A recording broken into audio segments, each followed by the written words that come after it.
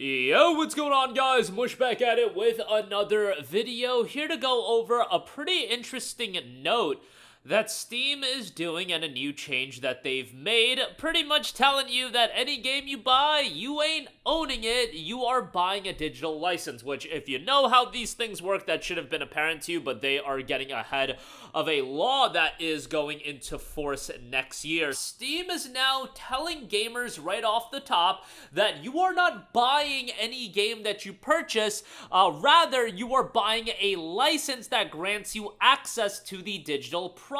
So, it notes a purchase of a digital product grants a license for the product on Steam. For full terms and conditions, please see the Steam subscriber agreement. This is new whenever you buy a game on Steam. Obviously, the question of game ownership has really come into play over the last, I want to say, year, 16 months, with things like the crew shutting down, games getting delisted. It's been a bigger and bigger talking point, and as we are moving more into a digital age, I mean, PC and digital has always kind of been a reality. Like, we've been pretty familiar with digital, but consoles are now moving closer and closer to a digital landscape as well, and it begs the question, what is your real ownership? Now, I would argue the ownership and the digital market on PC is a lot better than the digital market on console, because on PC, you do have the ability to have multiple storefronts. You do have other key sellers that are selling games discounted. There's a little bit of competition, and the market is a little bit open. The dangerous thing about a console digital-only landscape is you are completely closing that ecosystem. That PlayStation ecosystem is now completely controlled by Sony, PlayStation, Microsoft. If they go full digital, it's controlled by them. That is a little bit dangerous. Now, Steam is obviously controlled by Valve, but they are a little bit more open, where they'll let a Green Man Gaming, they'll let all these other key sellers sell keys of the games, and I don't know, and I don't think Sony is going to be doing that, where they're going to offer the other digital storefronts the ability to sell their games. So it creates a very, very dangerous territory, especially when you factor in things like games getting delisted, Crew, for example, and all of the hoopla that has caused. Last month, as noted on Engadget, California Governor Gavin Newsom signed AB 2426 into law, forcing digital marketplaces to make it clear to customers when they only purchase a license to access media. It will not apply to permanent offline downloads, only digital copies of video games, music, movies, TV shows, or ebooks from an online storefront.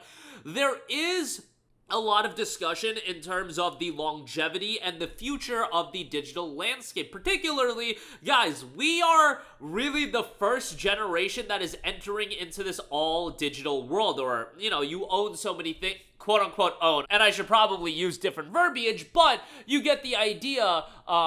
The ownership, I don't even know, the licenses you have acquired over the last years. What's gonna happen when 50 years from now, you know, I draw my last breath, you know, fingers crossed 50 years from now, will my kids, will my grandkids be able to access the games that I've bought, and will there be a level of inheritability? Because anything physically, you would assume that there would be a level of inheritability. Obviously, if I just give my kids any physical copies of games I own, that would be theirs to own. But the value proposition of digital media, that is something that's always been put into question, and it is a little bit of a concern. Game ownership and ownership in general has been a concern. Do I think about it all that often? No. I kind of, you know, it's not something that I constantly think about. Obviously, I do think about games that I love getting delisted, and the issue with Crew was just absolutely ridiculous, because that's a game people paid a lot of money for, and the ownership was legitimately kind of revoked from people. Like, that was a little bit wild. In the case of the delistings, yes, it's annoying. You do retain the ability to download those games. Now, the issue is you are at the mercy of the owner of the digital storefront, and that can change at a moment's notice. Nobody wants to be under the control of whoever owns this digital storefront, and that is something that is a little bit scary. Even if people love Gabe Newell, even if people love Steam right now, things change. There was a time where you guys, I'm sure, loved a lot of companies, and now you look at them and you're like, man, they are absolutely washed. Man, they are absolutely trash now. Ideally, Steam is never going to go that direction, but you never know what's going to happen. And when you're talking about a digital landscape, it is a little bit scary and daunting to think about. You know, what is the leadership of Valve gonna look like 20 years from now? Gabe Newell, unfortunately, is not immortal, and, you know, that is going to raise questions, and people's mindsets just change so much, and just being under control is unfortunate. I know I'm getting off on a little bit of a tangent, but it's something to think about. It is something to think about. I am somebody that really does try to live in the moment, and I don't think too much about things that are happening next month, let alone 20 years from now, 10 years from now. But at the same time, these are things that are affecting people now. When you're talking about things like game ownership and games getting revoked, delistings, again, I don't think that's as big of an issue, but it begs into question if they could just delist a game off whim, and, you know, obviously usually it's tied to reasons. They have the power to do so much more. Nobody's reading the terms and services and so on and so forth, and game preservation has been something that has been a consistent discussion point, but it is going to be something very interesting to monitor over the course of the next decade, because this is only escalating at a rapid pace. You look at things like PlayStation 5 Pro not having a disk drive. I damn well guarantee you that it behooves a Sony to try to get rid of that physical landscape as quickly as possible. They want people all digital, and in the case of Sony, it is a much, much more of a walled garden than it is on PC, which on consoles, that could be a little bit of wild territory, especially because Valve has a lot of goodwill with the consumer, and I think Valve has built a lot of goodwill and trust with the consumer. Obviously, you could destroy that goodwill and trust. Sony's been destroying a lot of their goodwill and trust at a pretty rapid pace over the last few years, and the idea of being beholden to their ecosystem and their whims and doing whatever they want, that would make me a little bit concerned. I ain't gonna lie. Like, if I was beholden to Sony's whims and everything like that, like, I love PlayStation as a console and the history of PlayStation, and I enjoy a lot of their exclusives, but Sony in recent years, especially 2024, 2023, gonna be real, they've been very, very questionable with their decision making, and it's very much, even more so,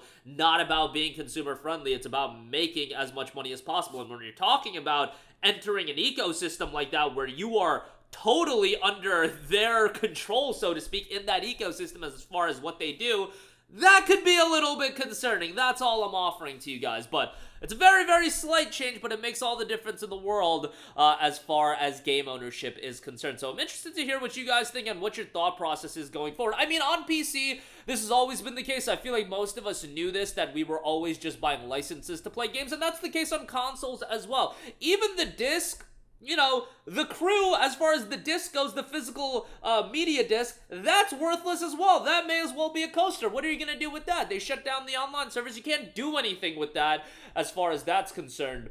But let me know all of your thoughts in the comment section down below. As always, thanks for watching, and I will catch you guys in the next one. Peace out. Hey, what's going on, guys? Mush here again. Hope you enjoyed the video. As you guys might know, YouTube's notification system is sometimes a little bit wonky, even if you're subscribed to the channel. Maybe you're not abundantly aware that I uploaded a video. To remedy that situation, make sure you hit the bell notification button. This way, whenever I upload a new video, and I try to upload as consistently as possible, you will be notified directly of the upload, and you can watch it as soon as it goes live. I would really appreciate if you guys hit that button so you can stay up to date with all of the content I'm posting. But as always, guys, thanks for watching, and I'll catch you guys in the next one. Peace out.